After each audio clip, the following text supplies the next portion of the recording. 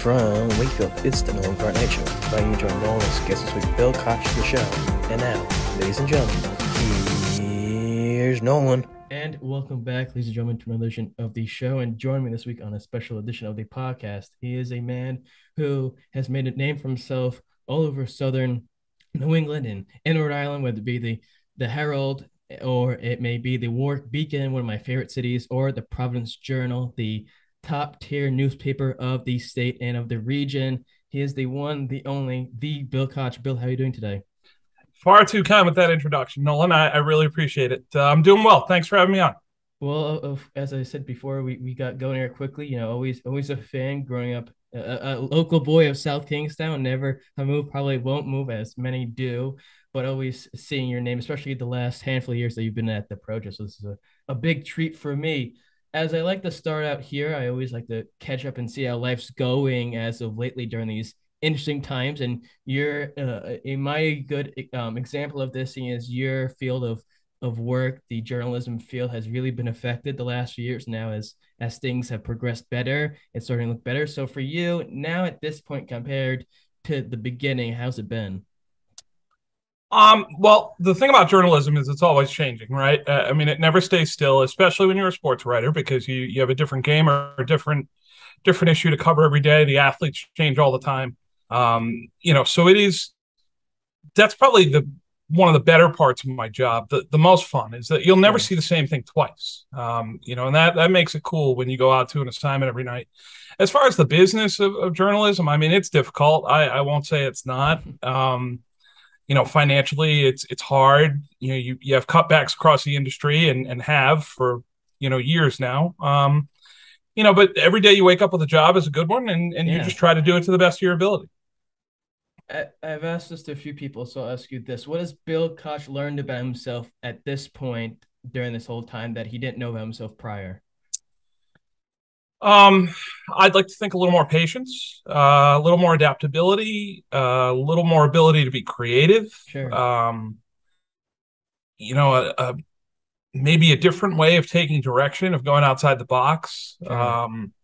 Because when you're a sports writer and there are no sports to cover, you have to decide, what you're going to do to generate some content. Sure. And obviously we went in a few different directions since 2020, whether it was looking back at a few things or, some feature type stuff. So I guess you just learn how to be resourceful and you hope that carries you through every day.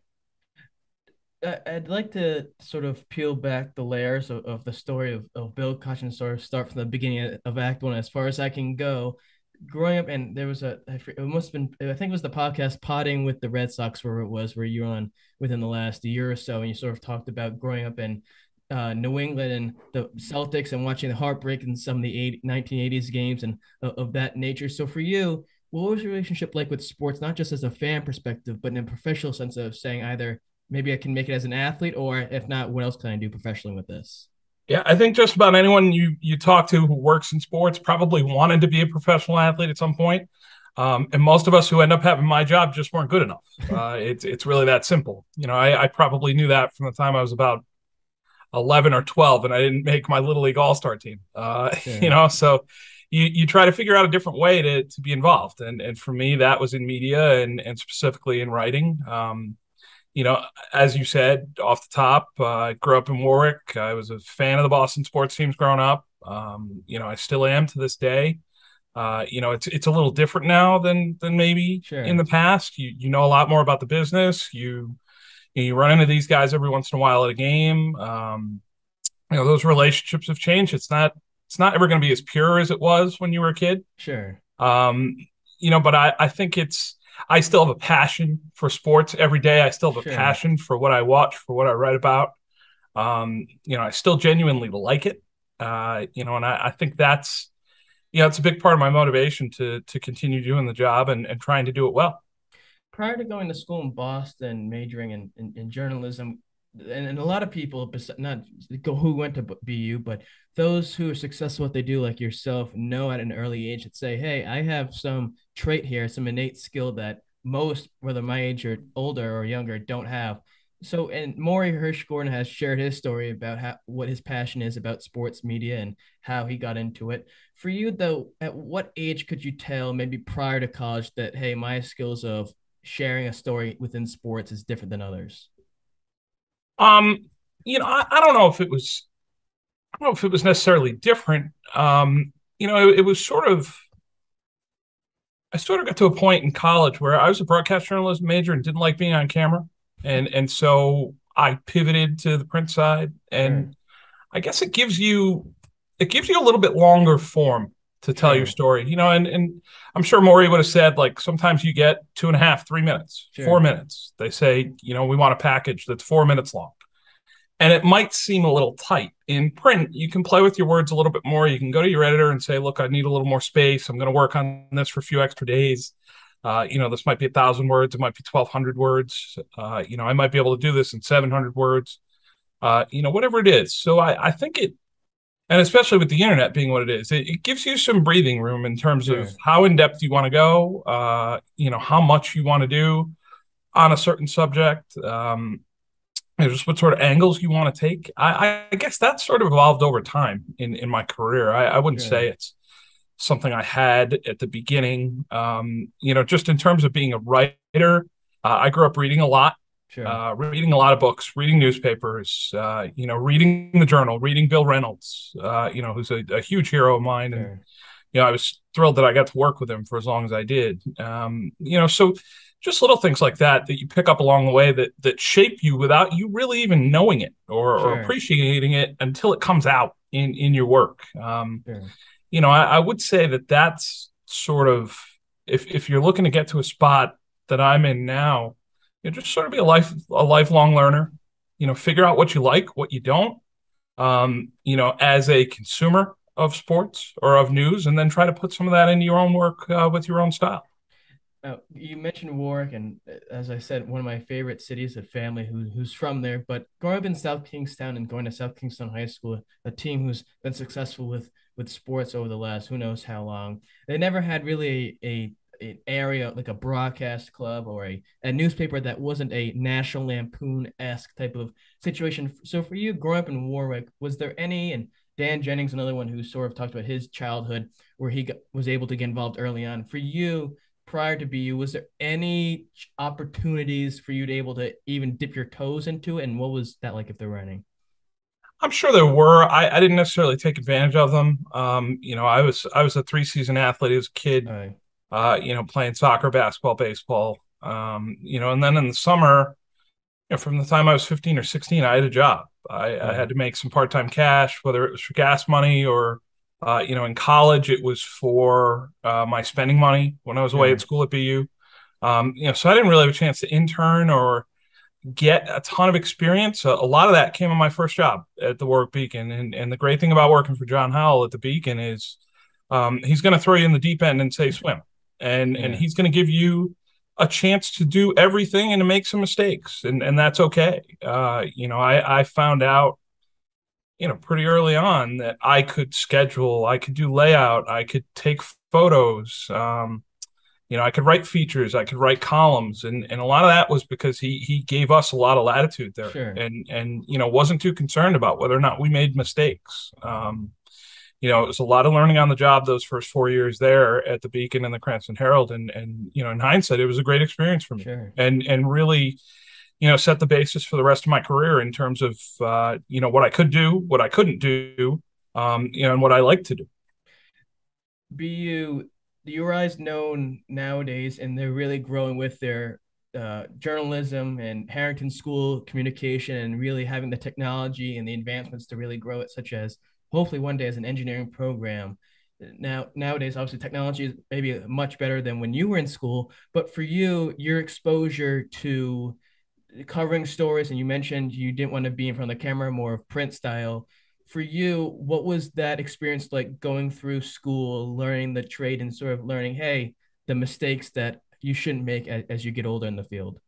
The great thing about going to a place like BU is you're in a major media market, Sure. and so you have great professors along the way. And when I really got into my major, my junior and senior year, my professors were people who worked at Channel 5 and, worked at CBS there and, had been in the market for 30, 35 years Sure. and had made difficult decisions, had covered big stories. So just their experience that they were able to share with us, just about how they did the job, how you sort of encounter problems on the job and how you solve them Sure. in real time. That was invaluable going to a place like that. I remember a lot of times just, they wouldn't even bother with a textbook. They'd just say, when the Pope visited Boston in 1980, this is what we did. Or, when the Red Sox lost the World Series in 1986, this is what we did. This is what production looked like. This is what we were talking about with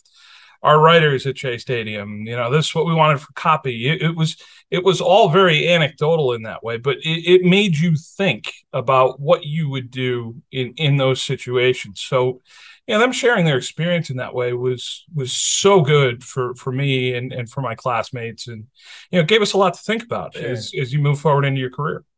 And I strongly believe that the field of journalism, maybe at a college level, is the best. And I don't want to be greedy or one-sided or biased, but it really helps in the sense, and it's also powerful because you have people who are doing this for a living, whereas other majors or other departments, they're more of the academic side, whereas journalism, there are people who were there and present, and to be doing in Boston, no less, is another feat where you're really learning to adjust to the world. So as you mentioned, being a sports fan, you sort of learn to sort of put that in your back pocket as you're trying to be as unbiased as you can, which sort of leads me to my next question. After graduating BU and then you're starting in the field, how did you learn to accept that you had to sort of put being a fan in the back pocket? Kevin McNamara sort of talked about that in interviews he's done. Was that a struggle for you to do, to sort of keep your own opinions out of your work early on? To an extent, sure. I mean, because I'm working in local journalism, so I'm working in Warwick or in Cranston. A lot of times, I'm interviewing people I've known for a long time. Sure. So you're sort of trying to find your boundaries right away, whether it's how to keep your personal separate from professional, and Sure. how to still be respected in that way, and how to sort of move forward, realizing that every once in a while you're going to do or say or write something that's going to hurt somebody's feelings, and it's not personal. It's business. But for the person that you're talking about or with or to, it's personal for them.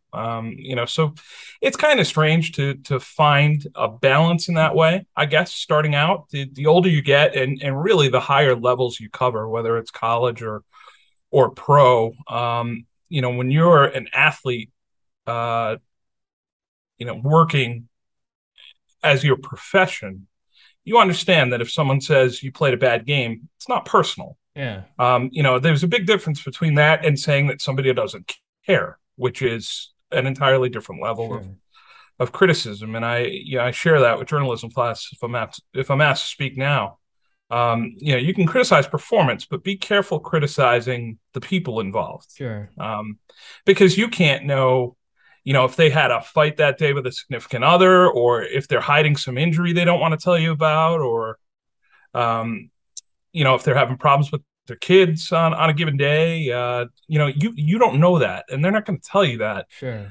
So you can't say that so-and-so looked checked out, or, they don't care, or, they weren't trying. You don't know that. Just stick just stick to the box score. If they went 2 for 13 with 6 turnovers in a Celtics game, just say, hey, you had a tough night. Yeah. Didn't play well.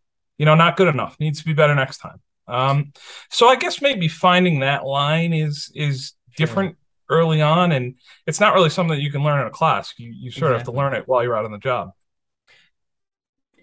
Starting out, you're paying your dues, you're taking the smaller stories before you get to the bigger stories, and even still, I'm sure nowadays with you and others in the field of state papers, you're still covering smaller stories from time to time, not just Red Sox Beat Writer or Celtics or whatever it may be. Compared, and with that though, eventually comes success and fortunate situations. As a young reporter then, compared to maybe now, how did you deal with success that you were getting with your work?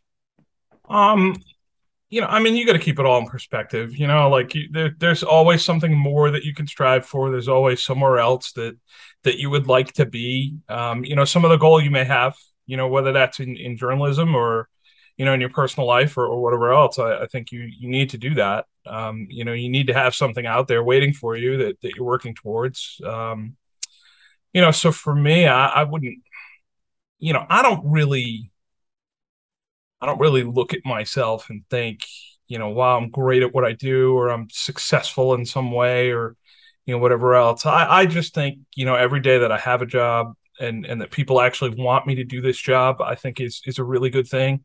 Because I know there are a lot of people who trade places in a heartbeat.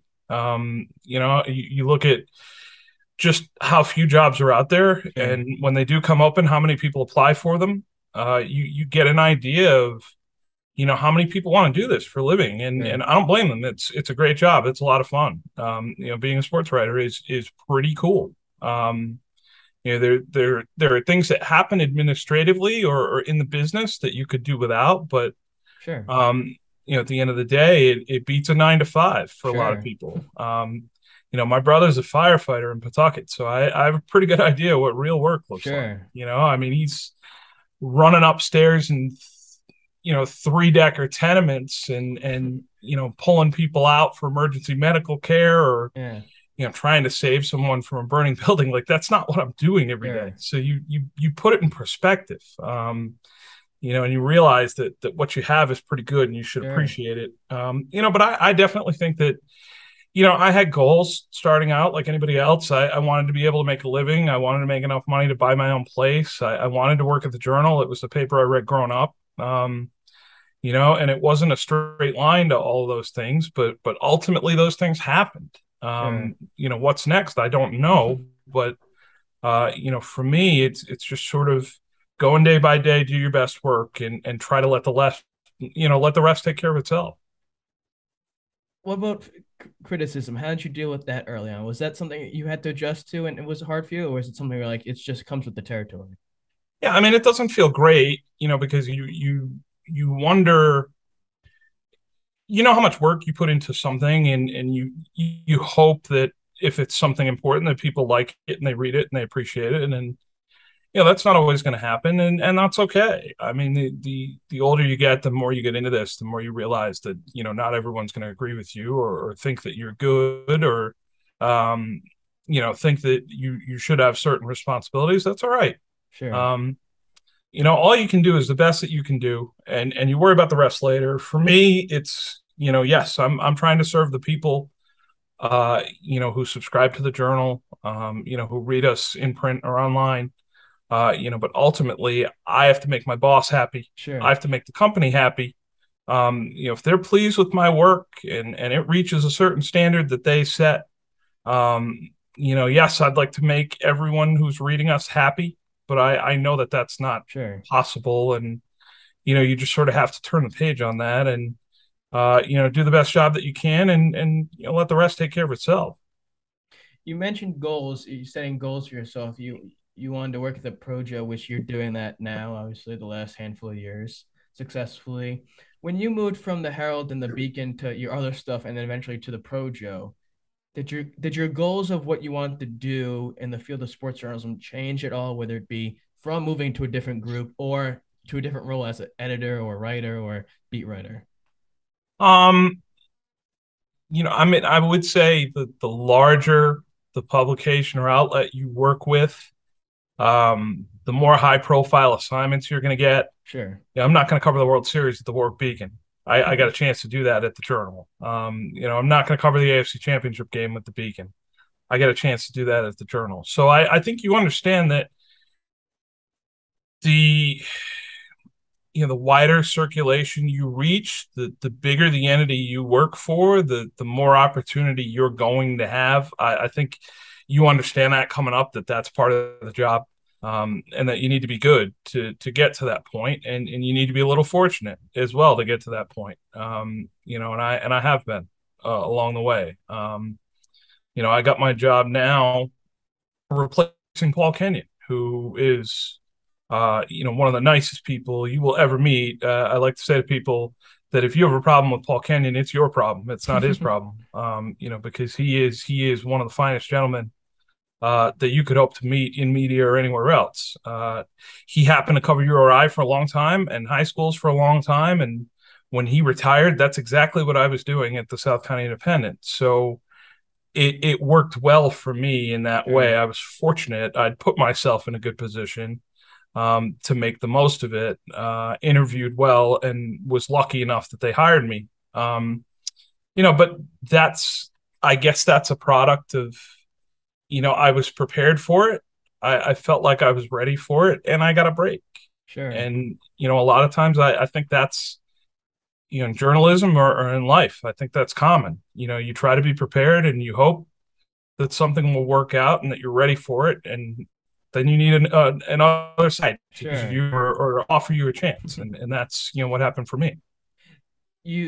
As they say in Star Wars, with great power comes great responsibility. And you were fortunate enough to become sports editor for both the Beacon and the Herald, and bring success to their increasing the circulation, ad revenue, and more content on pages. For that situation, you're still doing stories and working on that sort of situation, but you're also making sure the best stuff or the highest quality gets put into the paper.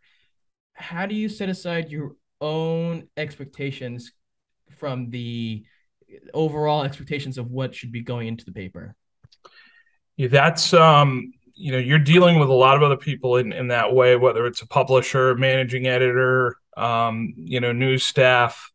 That's truly a team approach. It's a collaborative approach. It's not something that you're doing alone. You get a certain amount of pages a week, or you can request a certain amount of pages to fill a week. It's up to your ads department to sell those. It's up to your managing editor to give you that space and trust you with it. It's up to the publisher to give you a platform and to be able to circulate your work accordingly. That's not something that you do alone. You need a team to do that. And, that's something that you figure out really quick, that you're not able to do this on your own. Even though you might have your first job, your second job, you might have multiple responsibilities. Sure. It's not something that you can do on your own. And I look at, what we do with the Journal now, and for the most part, I just write, I take some video, I'm involved on social media, but, I'm not shooting the photos. I'm not doing the layout. I'm not doing a lot of the scheduling. I do contribute with some of that, with what I might have going on in a given week, but, I'm not generating all the story leads. I'm not selling anything. Sure. And I think most important is that I can't do their jobs any better than they can do mine. So Sure. I'm not going to try to do their jobs for them. I'm not going to be at a high school event and go up to one of our photographers and say, hey, I think you should stand here and shoot it this way. That's not my job. And that's not my field of expertise. Sure. No more so than they're going to call me while I'm writing in my car or at some McDonald's and say, hey, I think you should leave the third paragraph with this. So it's not, It does not work that way. It is a team. It is a collaborative effort. You would find that at any media entity you work for, large or small, and you just need to find your role and excel in your role and hope that your teammates are up to it as well. 2014, you've been at the Pro since then, which is a while, and it's no secret and no new news, as I confuse my words there, that the Projo has seen a lot of different changes, both staff wise and versions of how they're getting the paper out and whatnot. For you to be there that long, what does it say about your quality work, but also what the upper management, other people there at the Projo see within what you provide?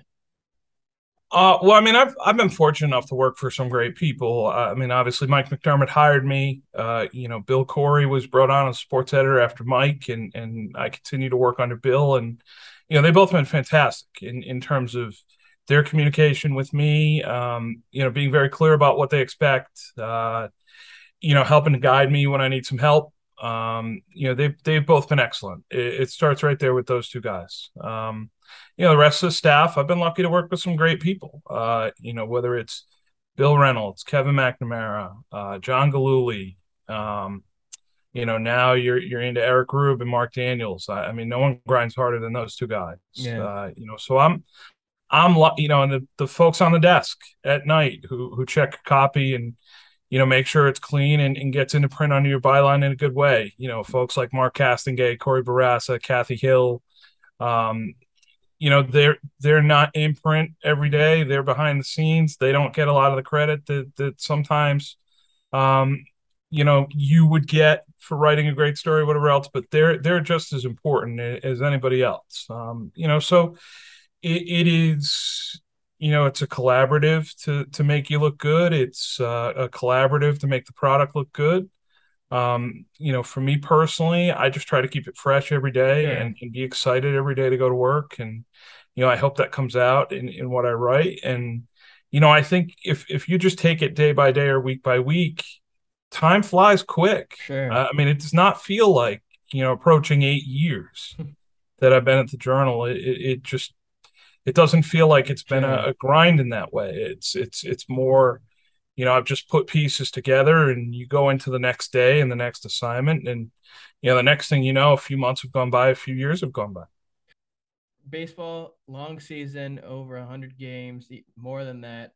Patience, in terms of doing, compared to the beginning when you first started covering the Red Sox as a beat writer, how do you find the patience to continue enthusiasm throughout your work throughout the season?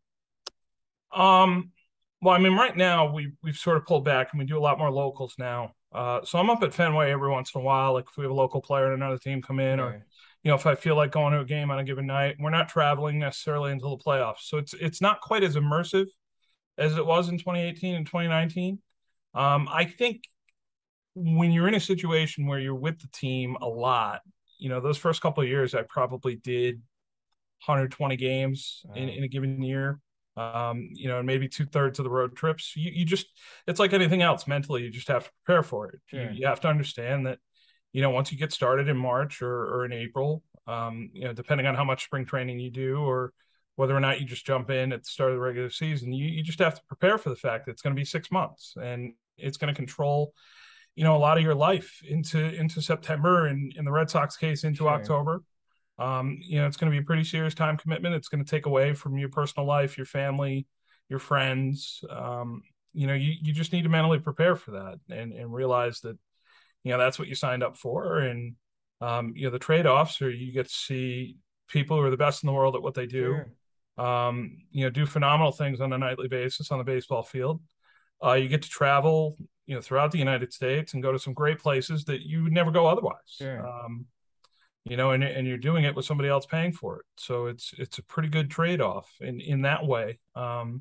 You can't really look at it as, an inconvenience or a struggle in that way. If that happens, you're going to be mentally beaten down just Sure. like in anything else. You need to really embrace it and realize that it's going to be a long year and a long process and a few months. And, just sort of pace yourself throughout and go day by day. And, by the end of the season, yeah, you're going to be pretty tired, Sure. but it's going to be worth it, and you're going to have a chance to have a lot of fun. Now, from a fan perspective, growing up in Rhode Island, but also from a journalistic standpoint, your hopes, or no, I shouldn't say hopes, but your yeah, I guess you could say hopes for the season this far, seeing as they start off not too hot per se, and then now they've been floating around 500 right below it as of lately. Will they be able to turn it around and then hopefully make a push for the playoffs, or is it a little too late to be having that expectation? Well, that's going on right now, obviously, with the trade deadline, and we'll see how it shakes out. I don't necessarily know if Boston has been as aggressive as some fans would like them to be. I think you'd like to see them be buyers a little bit more than sellers. Trading Christian Vasquez isn't something that's going to go down well in that clubhouse. Sure. You bring in Eric Hosmer, that's fine. He's a good veteran. Over his last 4 or 5 years, he hasn't been great in San Diego. So you're curious about what he can bring. You're curious about Tommy Pham and what he can bring. Reese McGuire's obviously had off-field problems and, looks like a backup catcher. So if you're a player, the difference between player and front office is a player's career is so short, Sure. especially at the top level like that. You only have a certain amount of time to maximize what you can get out of it, whether it's financially or winning championships. So players want to act with more urgency. They're much more like fans in that way. And depending on who your owner is, your front office could be allowed the autonomy to take a little more time and say, this is going to be a 4 or 5 year plan or 6 year plan instead of a year or 2 or 3. So a lot of times you have differing visions there of what you should try to do and who you should be. And I think you appreciate that from the outside, and you realize that players' goals isn't they're not necessarily the same as the team's goals, front office's goals. Now, on another note, their rivals in the division, the Yankees have had a successful year, I would say, so far, and Aaron Judge on pace to hit a bunch more home runs, first team to make it to 70 wins. Unfortunately, though, in the last few years, they always seem as though near the end they choke and they fall apart in the playoffs. Do you think this is the year that they finally figure out, let's not choke so much at the end of the season and finally put some pieces together to maybe have a decent playoff run and not fall apart at the end? It's interesting with the Yankees because you certainly have a catalyst in Aaron Judge who has been phenomenal all year. Somebody who's really been able to carry them at times. And whenever you have that kind of presence in your lineup, it changes everyone else as well. The biggest thing with the Yankees, I think, just like any other year, is health. What's Stanton going to look like in October? What's the pitching staff going to look like in October? Can you get anything worthwhile from a guy like Severino? Losing Michael King is really, that's a gut punch for them. Warwick native, obviously, great pitcher, Bishop Hendricken, who was really coming into his own this year in a bullpen role. And I think you saw New York react to that here at the deadline, adding multiple relievers. I think that was an acknowledgement of the fact that they lost a really important piece in Michael King. I hope he's recovered and able to start 2023 on time, because he was getting to a point in his career where he was really establishing himself as an important piece out of the bullpen for a good team. But I look at the Yankees and I just think it's not really a question of talent there. It's a question of approach and health and how they react in a short series when they get in October. Do they get good enough starting pitching? Do the big guys in their lineup come through in key spots? Because you get to that point where you're playing a 5 or 7 game series, and it really is fine margins at that point. You really have it's not really a huge separation between those teams, and it could really come down to 1 or 2 at bats here or there, 1 or 2 plays in the field that are made or not made. But New York has as good a chance as anybody, I would think, if they're healthy and together in October to try to win a championship. Now, the MLB, known for their humongous contracts of paying players, and as we just said, Aaron Judge having another successful year so far. And it was a discussion point, a big one throughout sports and sports media of Aaron Judge, when's he going to get paid? Is he going to get paid an extension or a new deal? When do you think that will happen? And will the playoffs have a big effect on that?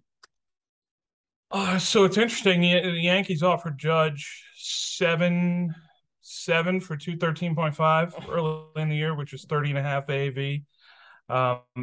Which would have put him in the class of Trout, Betts, a few other outfielders. I wonder what they have in mind in terms of free agency. If there's another player they like, another player who they might want to try to trade for. Do they consider Judge a risk because he's got such a big body and tends to break down physically? They scared off the fact he's had some extended time on the injured list before, and maybe they don't want to financially commit in that way. I don't know. I think they made him a pretty good offer. It's more, if memory serves, it's more than Bryce Harper annually. It was not the total compensation that Harper received, but it was more than him annually. Trout obviously is at 35.5. You're not going to exceed Trout most likely. Do you get to the point where you're at 32? Maybe you get to 8 or 9 years instead. I'm not sure. I don't know. I don't necessarily know where Judge goes with the team or what his market would be. But I think we've seen in the last few years, if you look at what the Rangers did in offseason last year, where they paid Corey Seager 10 for 325, I don't think anybody saw something like that coming. So I think, as players like to say, it only takes one team. And, Sure. if Judge is out on the open market, somebody is going to want him. They're going to want to make a splash. They're going to look at him as, a lineup anchor going forward. And that's somebody who I think they would target. Will he get what he's looking for? Does anyone know what dollar amount he is looking for? I'm not sure. But I'll be curious to see how that plays out in the offseason for sure. Covering URI basketball and football season coming up shortly. They're starting their preseason eventually.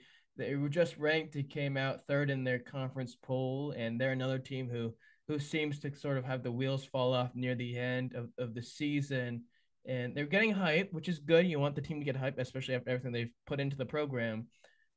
What do you think is going to happen this season with them? So in Rhodey's case, you're starting in a really good place with quarterback who you have. You have Kasim Hill in the fold. He's going to be a 2-year starter now. He's played a lot. 2 full years. He played a little bit in the abbreviated 2020 year, but that's only 4 games. So you don't necessarily consider that a full season. But, he's going to be a starter out of camp for the second full year. You have some experience around him. You have some pieces on defense, some playmakers. And more importantly, I think you go 7-4 last year, so you have an expectation in place. You have a baseline there. This team feels like they can be a contender for an FCS playoff berth, and not only feel like they can be, but that they should be. And I think mentally that's a big hurdle to get over. At programs that haven't necessarily won in recent years, or who have been to the playoffs in recent years. I don't like to compare sports, but basketball is the same thing. If you have a program that goes to the NCAA tournament every year, players come in expecting that is the baseline, and believing that you have the coach and you have the teammates who can get you there. And I think URI, if they look at last year and they look at what they were able to do over the course of 11 games, got off to a good start, scuffled a bit in the middle. Hill was battling a little bit of a knee injury, and wasn't necessarily as effective in the second half of the year as he was in the first. Probably fell 1 game short. If you beat Elon in the last game of the year, you're probably in the playoffs. So if you're in the coaching staff, you hope that you use that experience and more importantly, use that motivation, that sting, that little bit of hurt that you didn't make it and you didn't achieve the ultimate goal. You hope that was something that bothered the players throughout the offseason and something that they're going to demand out of each other, when you kick it off on September 1st. Now, I have nothing against him. He seems like a very nice guy, and he's been there for a while. When, though, after all the years he's been there, does it start to get a little close in terms of, okay, you've been here for a while, we have these expectations and we're not really meeting them. When does that start to look forward to their coach? I mean, if you're looking along the lines of Rhode Island, let's say, I think you evaluate coaches based on the history at a certain place. So you would evaluate Nick Saban differently than the coach at Kentucky, let's say. If you're the coach at Kentucky and you're 500 2 or 3 years in a row, and you're 500 in the SEC 2 or 3 years in a row, that might be a decent 3-year stretch for you. If you do that at Alabama, you get fired. So there are different strata in sports. I like to say that you evaluate how a coach is doing based on the order of jobs in the conference. If the job is being performed to its maximum, where should that program be? So, like, if you're in the Pac-12 and you coach USC should be a top 2 team in the Pac-12 in any given year.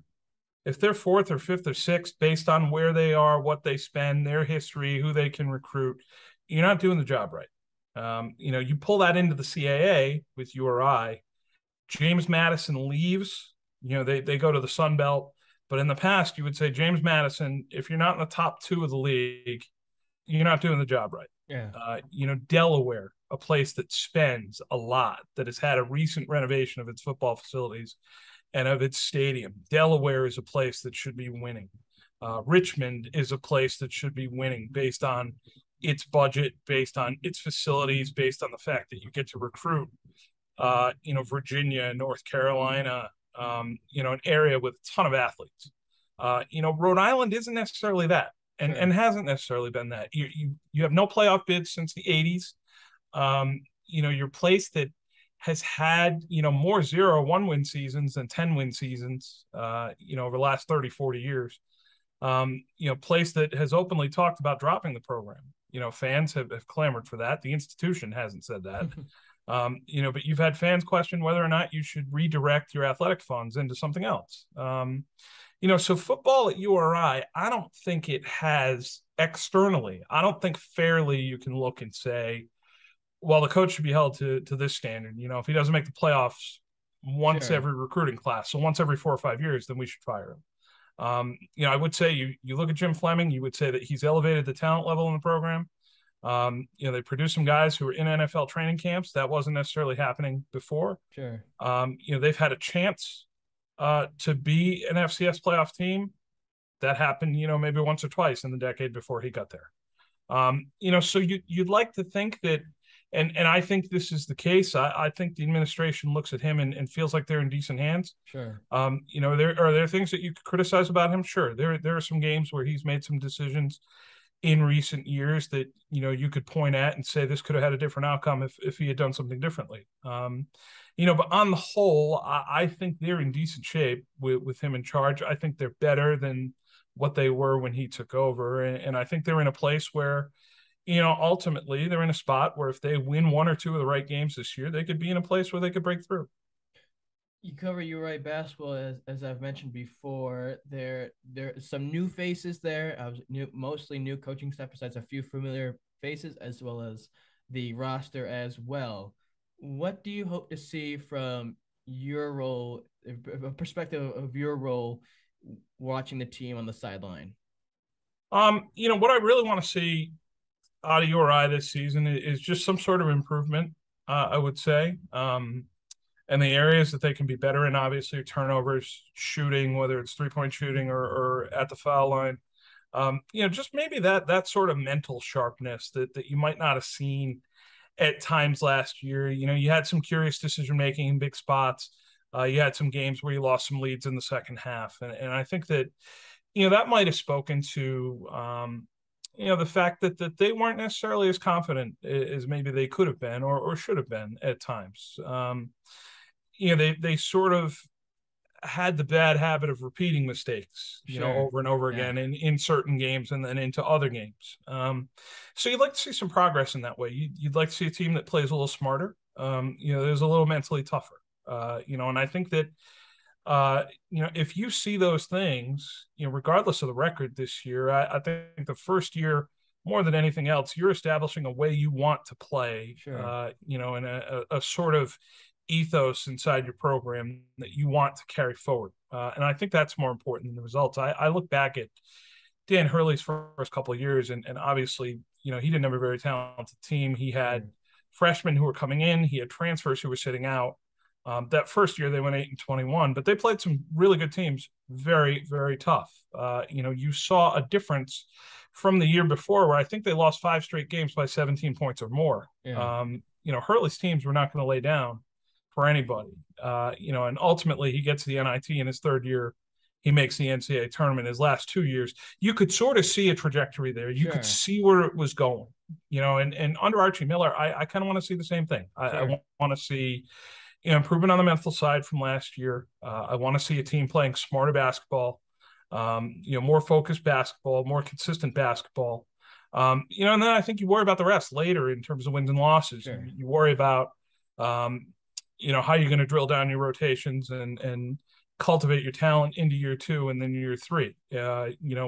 What are our weak spots? Where should we add? Should we try to get a grad transfer who can shoot a little bit, who can rebound a little bit?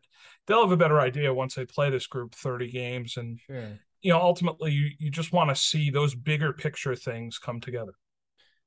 He's getting a lot of hype, Miller, for deservedly so, for the success he's had at the programs he's been at.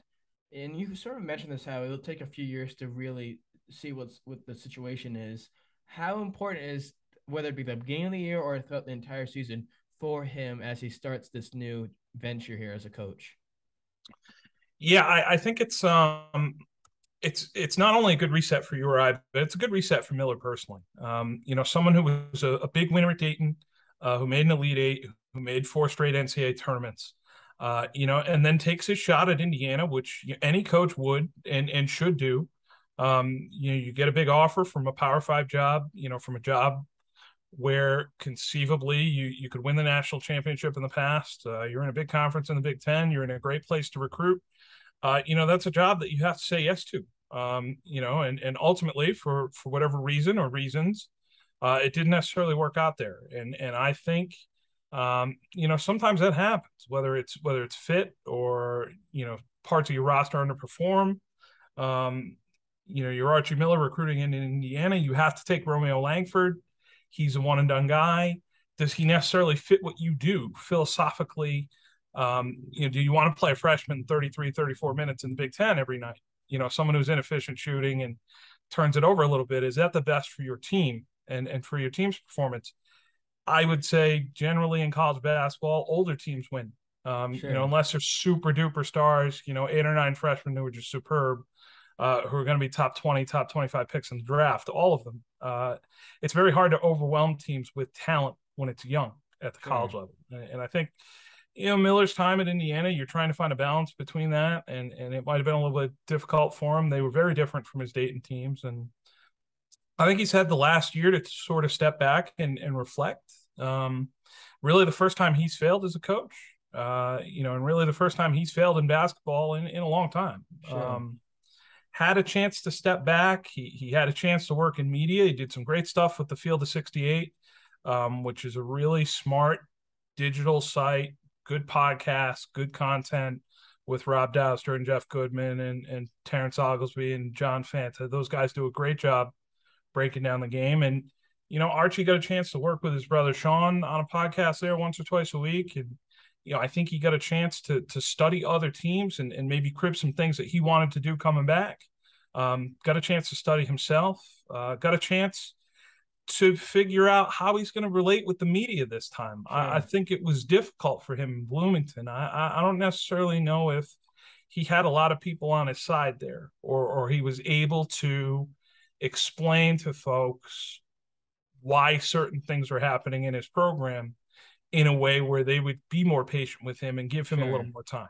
And I think at Rhode Island, he's going to have the benefit of the doubt on that. So I think, him coming here is a good reset for him. The program was looking to as well. The program's obviously committed to making some improvements, whether it's through the salary pool or trying to finish a practice facility before next year.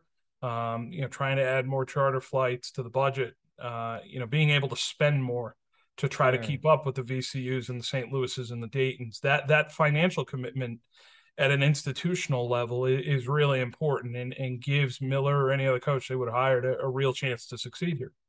Well, and you bring up a good point. Indiana, and when they a school like that and they're looking for a head coach, there's only one in mind that they want to try to replicate, and that guy is now 80 years old, however old he is, and he's long gone. And it's a very hard school to deal with, especially nowadays with the transfer portal and people being one and done. They're going into the NBA at 18, 19 years old. It's a very hard thing to do. Whereas URI, and you've had a front row, so you know what it's like to see these players leave after a certain period because they're not having success that they think they should have.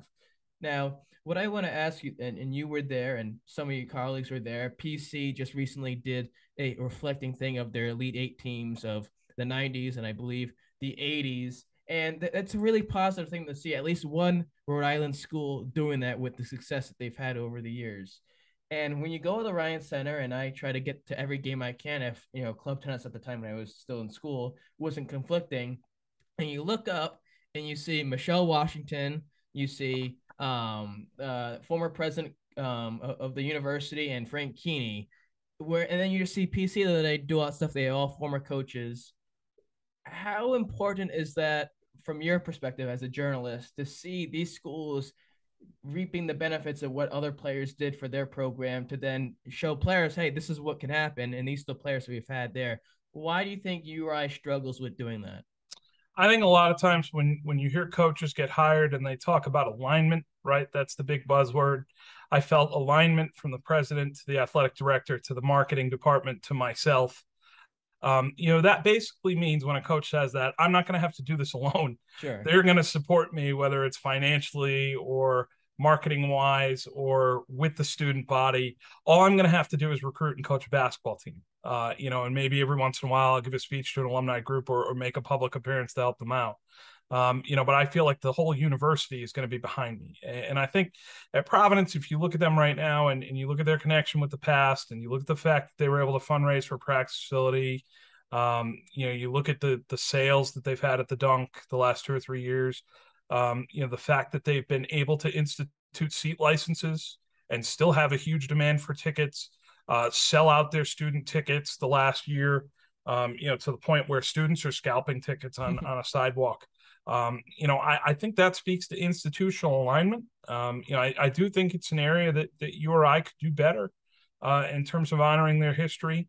I do find, though, a lot of times that, and this isn't just with URI fans, it's with folks everywhere else too, that they want their voice to be heard or they want something, without necessarily giving something back. And I would look and I would say that, if you were to place with huge tradition, Kentucky, Duke, UCLA, you have a significant number of fans who are willing to pay for that access. Sure. Who are willing to pay to attend a coaches roundtable with, the last 5 coaches who've been in the NCAA tournament. They're willing to pay a seat license for a premium seat, and that goes on top of the cost of the ticket. They're willing to donate 7-figure to a practice facility. It's not just a couple folks, it's 20 folks. And I don't necessarily know if URI has that. So I would say that, if you're in marketing or you're in communications there, how motivated are you really to try to squeeze out of the fans, what Providence might be able to get, or what UConn might be able to get, or, what Villanova might be able to get. You might be chasing something that's not there.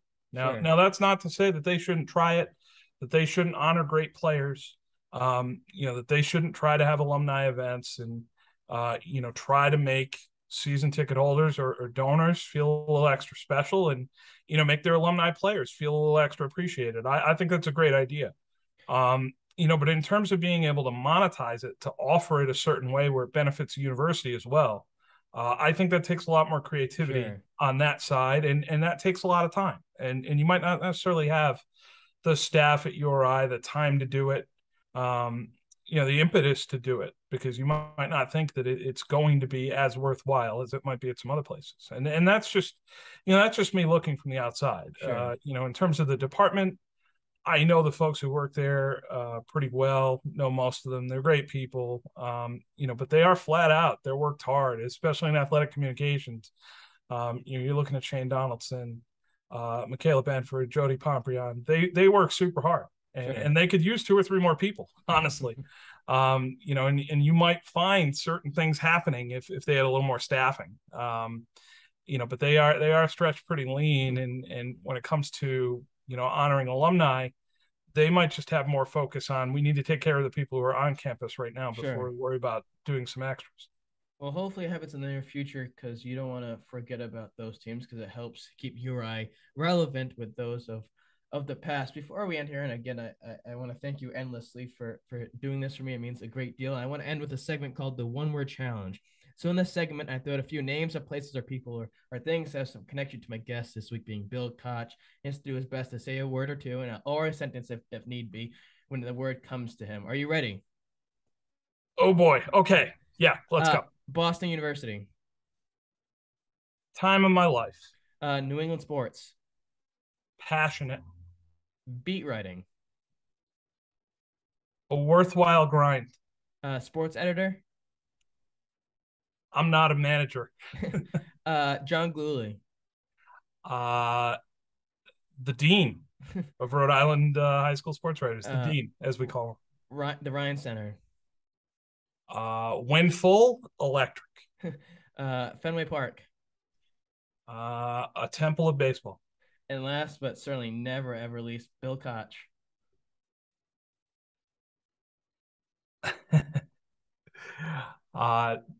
Just a guy who does his job and is lucky to have it. Well, I think certainly more than a man who does his job successfully. Bill, I want to say again, thank you for doing this. I know you're a busy man, writing stories, putting them together, getting them out on time so you don't get yelled at by the superiors at the Providence Journal. So again, this has been a great fun. No, my pleasure. Thanks for having me on. Come back anytime you want. Best of luck with the pod, and best of luck with those day campers. Stay cool out there. Thank you.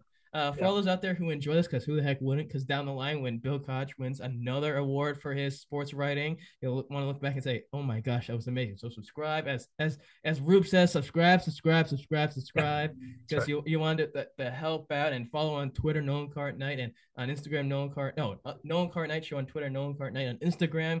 Bill, is there anything you'd want to put out there, share, plug, promote, any of that? No plugs for me. You can follow me at Bill Koch 25 on Twitter, providencejournal.com. To read my stuff. It's I think it's $1 for 6 months and $2 for 2 years or something like that. Really, it's important. If you want decent local coverage, local journalism, you have to pay for it, but it's not that much. Sure. And we really appreciate everyone who subscribes and follows along. We're doing it to keep you informed and primarily because you deserve it. Sure. And it's something we enjoy doing every day. Well, in the words of another Dean, Johnny Carson, I bid you all heartfelt tonight. Till next time, folks. Take care.